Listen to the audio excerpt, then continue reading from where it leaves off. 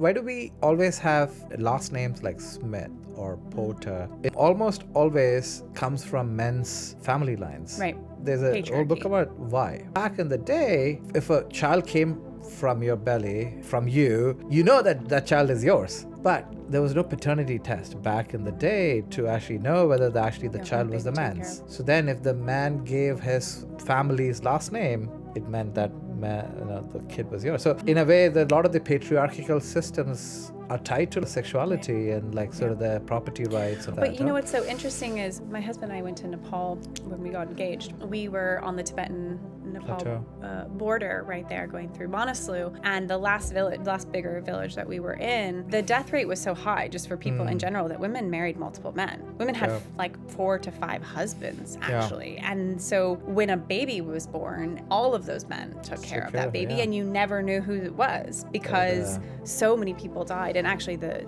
infant mortality rate was shockingly high because they didn't have clean water. But I mean, I think it is a product of society, like how we set up these things of procreation and what we think about it. So, you know, there's this whole idea of like, oh, men want to have all these women as a harem, but in societies a lot of where the other examples, men are going out all the time and just disappearing and never coming home. I come from a matriarchal society back where I grew up in India. And I remember stories of my great-grandmother. Property used to be passed on with the daughters. So it's sort of the older male child. And then, so she used to have what we call sambandhams, which is almost like a temporary relationship with a man. And she would have maybe kids with that man. Right.